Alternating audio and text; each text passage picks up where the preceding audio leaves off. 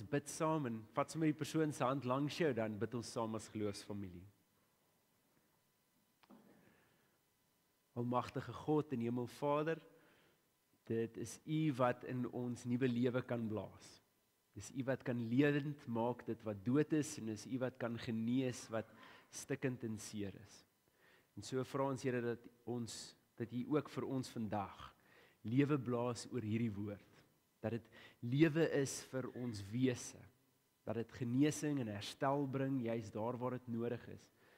En dat ook hierdie woord en dit wat ons vandag hoor, ons die toerusting gee, die moed gee, die krag gee en die geleentheid gee om dit uit te leef in ons huisgesinne, in ons gemeenskappe en waar ook al ons mag kom.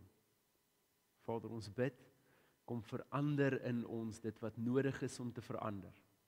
En waar dit dalk ongemaklik soms is, gee ons ook die moed en die vertroosting wat nodig is daarvoor.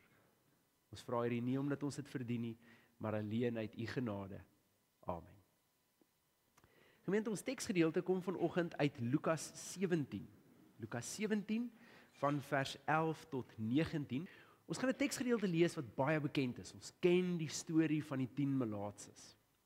Maar soos wat ons geneigtheid is met baie tekste in die Bybel, ons vergeet so 'n bietjie wat die agtergrond en die konteks daarvan is.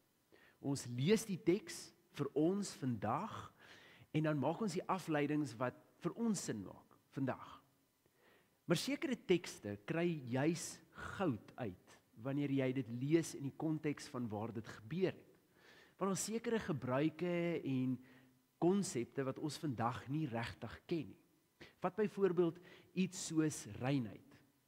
In ons kultuur vandag weet ons nie regtig wat rein en onrein is nie. Ons is 'n bietjie 'n idee, ons het 'n idee oor wat reinheid en onreinheid kan wees, gebaseer op wat ons verstaan van dit wat ons lees in die Bybel. Maar dit is nie 'n woord wat jy elke dag gebruik nie. Ons het eintlik nie in ons kultuur 'n plek daarvoor nie. Ons kan praat oor skoon en vuil as dit op 'n fisiese vlak is, en dalk op 'n ander vlak kan ons praat van iets wat eenkant gesit is of uiteengesit is vir 'n spesifieke gebruik. Dit verstaan ons. Maar reinheid en onreinheid nie regtig nie. En so, ek noem hierdie punt maar net om te illustreer dat daar sekere konsepte is, juis wat ons baie keer lees in 'n teks, en ons verstaan nie altyd die diepte nie, want dis nie deel van ons kultuur en ons leefwêreld nie. En vanoggend se teks is juis dit. As ons hierdie verhaal bloot op die oppervlak lees, dan klink dit soos 10 mans wat genees was, 9 wat ondankbaar was en 1 wat dankbaar was. Maar hierdie teks het eintlik soveel meer daaraan, want dit gee vir ons 2 aspekte van dankbaarheid wat so belangrik is. So, kom ons lees die teks, en ek wil jou uitnooi, lees hom asof dit die eerste keer is wat jy die storie lees. En dan wanneer ons deur die teks is, dan gaan ek bietjie na van die kulturele goed wys. En dan sit ons hierdie ding aan mekaar. Want hierin is goud vir ons dankbaarheid en hoe ons dankbaarheid uitleef. So, kom ons begin by ons teks. Lukas 17 van vers 11 tot 19. Dit sê: Op sy reis na Jerusalem toe het Jesus al met die grens tussen Samaria en Galilea langs gegaan. Net toe hy by 'n sekere dorpie wou binnegaan, kom 10 melaatse mans hom tegemoet. Maar hulle bly op 'n afstand staan en roep hard uit: Jesus, Here, ontferm U oor ons. Toe hy hulle sien, sê hy: Gaan wys julle vir die priesters. Op pad daarheen het hulle gesond geword. En een van hulle het toe hy gesien dat hy genees is, omgedraai en God hardop geprys. Hy het voor die voete van Jesus neergeval en hom gedank. Hierdie man was 'n Samaritaan. Toe sê Jesus: Was daar nie 10 wat gesond gemaak is nie? Waar is die ander 9 dan? Is daar niemand anders wat omgedraai het om God die eer te gee, behalwe hierdie man, wat nie eers 'n Jood is nie? En vir hom sê hy: Staan op en gaan huis toe.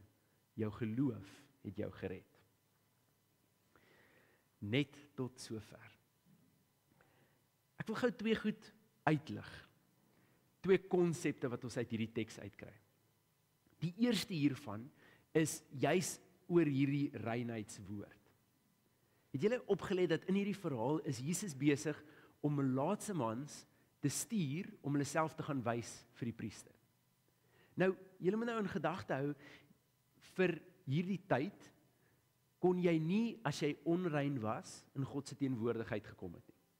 En as ons dit moet vertaal vir ons vandag, dan beteken dit eenvoudig, as daar iets is wat jou nie meer uitgesonder hou vir God nie, wat jou net vir God hou nie, as daar iets is wat enigstens tussen jou en God sou kon kom, dan kan jy nie in God se teenwoordigheid kom nie. En dis op die ouend wat hier gebeur het, want die Jode in hierdie tyd het geglo, dat wanneer jy siek is of 'n gebrek het, dan is hierdie sonde wat manifesteer in jou liggaam.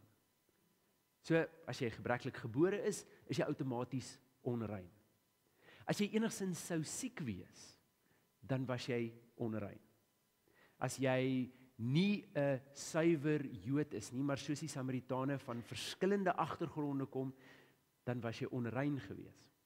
Maar in die geval van 'n siekte byvoorbeeld, sou jy genees en sou jy herstel, dan is jy nou nie meer onrein nie.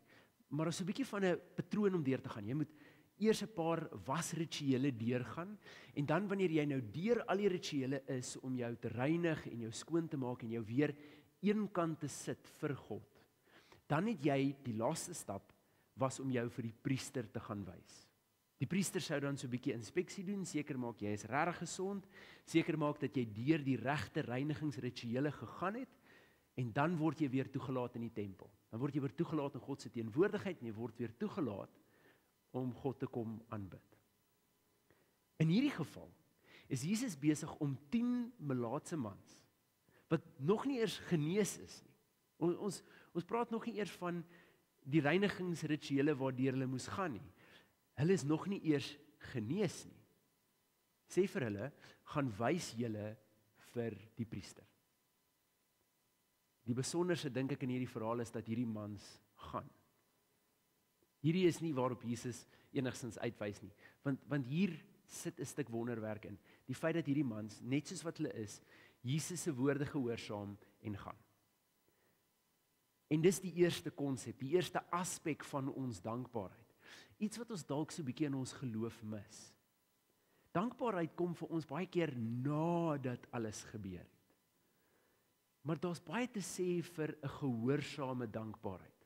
Wat ek daarmee bedoel is, dat wanneer ons oor 'n saak gebid het, of wanneer ons oor 'n saak by God se voete dit gaan neersit het, of wanneer ons iets by God gekry het sy 'n belofte, of iets wat God met ons bevestig het oor 'n saak, dat ons dan al begin met ons dankie sê, met ons dankbaarheid. Voorbeelde hiervan byvoorbeeld in die Bybel is Maria. Maria wat voordat sy nog regtig aan haar eie lyf kan sien en voel dat sy swanger is, voordat sy die kindjie kan vashou en sien dat dit die seun van God is, gee reeds al dank en lof aan eer nadat sy die nuus gekry het.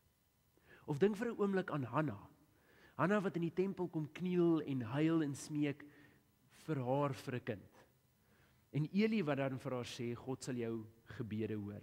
En dit is so besonder, dit vertel dan vir die res van die teks, dat Hanna, nadat sy die nuus gehoor het, ophou bedroef was, opgestaan het en aangegaan het. Hanna het eintlik in daai oomblik haar hartseer laat vaar en God begin dank. En Hanna was nou in die tyd waar hulle die tempel kom besoek het as pelgrims, so vir die res van daardie teks sien ons dat Hanna gewoon deelneem aan dit wat in die tempel gebeur. Lof en prys aan God en deelneem aan wat in hierdie tydperk plaasvind. Hanna se dankbaarheid was daar nog voordat die feit dat God haar gebed geantwoord het, bevestig is. Al wat sy nodig gehad het, was 'n bevestiging dat God sê ja. En hierdie is die besonders daaraan. Daar's tye in ons lewe waar ons nodig het om met geloof ons dankbaarheid te wys. Met ander woorde, wanneer ek dan iets na God toe gebring het of gebid het vir 'n saak, dan begin ek dankie sê daarvoor. Ek rus in die feit dat dit in die beste moontlike hande is. Dis nie meer in myne nie, en ek hoef nie meer te wonder hoe dit gaan uitwerk nie. Ek weet dis by God.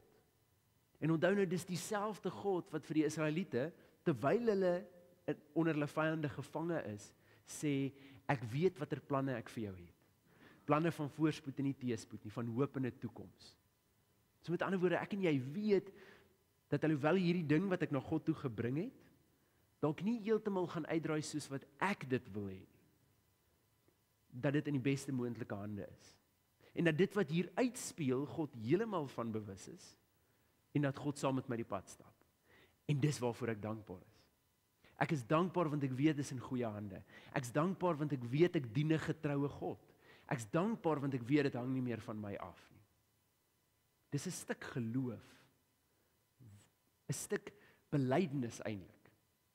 Dat wanneer ek hierdie voor God gesit het, dan hou ek op om myself daaroor te kwel, maar ek maak 'n punt daarvan om dankie te sê. Dankie vir God se getrouheid. Dankie dat God luister.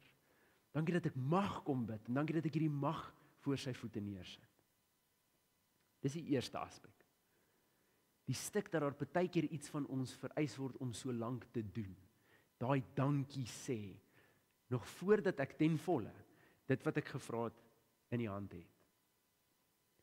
Die tweede konsep is baie interessant, want dit gaan oor weet ons vir wie ons dankie sê. Kom ek verduidelik dit so. Dis hier waar Jesus se kritiek teen die res van die melaatses ingekom het. Want kom ek vertel julle gou, vir ons vandag is dankie en asseblief, dis die geheime woorde, is dit nie. Ons is gewoond om vir mekaar dankie te sê met elke ding wat jy ontvang of iemand iets vir die ander ene doen. Maar dis in ons kultuur. Vir hierdie kultuur was daar nie 'n dankie nie. Wat gebeur het is, in hierdie kultuur het jy dankie gesê met jou dade. So om 'n baie eenvoudige voorbeeld te noem, as ek vandag vir jou 'n brood gee, dan gaan jy eenvoudig die brood ontvang, niks sê nie, omdraai en aangaan met jou dag. En dan, met 'n volgende geleentheid, gaan ek seker maak dat ek vir jou 'n brood gee, en wat gewoonlik goeie praktyk sou wees, 'n bietjie by dit ook. So met ander woorde, hierdie kultuur het gefunksioneer, dat wat ook al jy vir my gee, gaan ek vir jou teruggee op 'n ander manier, maar met dieselfde waarde. En hierdie ding kon nou nogal groei, want as jy my lewe sou red, dan het ek ook my lewe toegewy aan jou. Ek sou jou help, jou ondersteun, lojaal wees teenoor jou, en dalk selfs waar nodig wees, amper soos 'n slaaf vir jou werk. Want ek moet eintlik my lewe vir jou gee, omdat jy my lewe gered het. Die konsep was, wat ook al iemand vir jou gee jy vir hulle weer terug in waarde. Dis eintlik die hele tyd 'n transaksie. Daar was wel een uitsondering. Daar was net een keer wanneer jy dankie gesê het. Want daar was sekere individue vir wie jy nooit dieselfde kon teruggee nie. Konings was gewoonlik die enigste ene vir wie jy dankie sê. Want wanneer 'n koning self vir my 'n brood gee, is ek nie waardig genoeg dat die koning my brood gaan wil hê nie. As die koning my gehelp het met lande en grond en wat ook al dit mag wees, dan het ek vir die koning gaan sê, dankie. Want met my woorde dankie sê ek met ander woorde, dit wat nou vir my gegee is meer as wat ek ooit selfs met my eie lewe kan terugbetaal. En met hierdie erken ek eintlik, dat ek nie kan deelneem aan hierdie transaksie nie, maar ek erken dit wat vir my gegee is. Dankie. En dis wat hier gebeur. 10 melaatses word genees. 9 van hulle is vas oortuig dat op een of ander manier met hulle lewe of met wat hulle doen, kan hulle Jesus terugbetaal. En op so 'n manier dankie sê, want dis die kultuur. Maar een man, en die ironie is, nie eers een wat 'n Jood was tussen hulle nie. Een man besef, ek het hier te doen met die ware koning. Ek het hier te doen met iemand wat groter is as ek self. En daar's nie 'n manier dat ek kan teruggee wat hy so pas aan my gegee het nie. En dis hoekom hierdie man God loof en prys en voor Jesus se voete val en vir hom sê, dankie. Dis wat hier gebeur. Ek wil eintlik sê, die tweede konsep sluit baie aan by die eerste konsep. Weet ons vir wie ons dankie sê? Besef ons dat wanneer daar iets in my lewe deurgebreek het, hoe klein of hoe groot dit ook al is, dat ek die koning van die heelal bedank hiervoor. Dis nie 'n ligte saak nie. Dis nie iets wat ek op een of ander manier kan teruggee nie. Ek weet ons bedoel dit baie keer met die beste moontlike hart. Dat God aan my gesondheid gegee het en nou gaan ek ekstra hard werk in gemeenskap en in die gemeente en waar ook al dit mag wees. Ek dink dit is goed. Solank ons gedagte nooit daar agter is dat ek gaan terugbetaal dit wat God vir my gegee het nie. Hierdie oomblik is eintlik net om ons te leer dat wanneer God iets vir ons doen, veral iets soos hierdie, om dankie te sê met die besef, dis die koning van die heelal. Dis wie ek dank. En so hierdie konsepte loop eintlik baie goed hand aan hand. Want dit word al hoe makliker om voordat iets werklik nog deurgebreek het in my lewe, al klaar God te dank vir dit wat kom. Hoekom? Want ek weet wie ek bedank. Ek weet hoe getrou is God. Ek weet dat dit wat ek vra of dit wat ek nodig het, nie onmoontlik is vir 'n God wat hom in onmoontlikhede verlustig nie. Ek weet dat dieselfde God wat lig en alles om my gespreek het in wese, ook oor my lewe kan lewe spreek. Ook oor situasies wat dood is, kan lewe spreek. Oor omstandighede wat vir my te groot is, lewe spreek. As ek besef wie ek dank, word dit ook makliker om in geloof te dank voordat ek dit nog werklik ontvang het. En so hierdie teksgedeelte daag ons eintlik uit om met geloof te dank en 'n diep besef te hê van wie is dit wat aan ons gee. Dis nie net my medemens nie. Dis nie net iemand wat deel is van my lewe nie. Dis nie net 'n konsep nie. Dis my Skepper. Dis die koning van die heelal. Trouwens, dis die een wat my so lief het, dat hy bereid was om alles te gee. Selfs sy seun aan die kruis. Gemeente, ek hoop, dit herinner ons om met 'n ander tipe dankbaarheid ons geloofslewe aan te pak. Dalk met 'n ander sin van verwondering dit te doen. Want wanneer ek bid en wanneer ek goed in God se hand gee, dat ek reeds gerus kan raak daaroor en vir God dankie sê dat dit in die beste moontlike hande is. En dat wanneer ek hierdie dankie sê, ek besef dat hierdie nie net sommer uit enige gewone hand kom nie. Dat ek besef wie ek mee te doen het. En mag dit ons inspireer om ook in ander goed dankbaar te wees. Teenoor mense om ons wat 'n rol speel? Ja. Maar veral teenoor die God wat vir ons die beste moontlike in gedagte het. Amen. As ons weet dat ons lewe in die beste moontlike hande is, en ons weet dis die koning wat aan ons gee, dink julle nie ons kan onsself 'n klomp spanning, klomp angs spaar, deur net dankbaar te wees, dit te laat gaan en te weet met wie ons te doen het nie. Gemeente, mag die God wat altyd met ons is, Jesus, wat die voorbeeld was vir die Vader se liefde, en die Heilige Gees se leiding met ons elkeen wees, elke dag. Amen.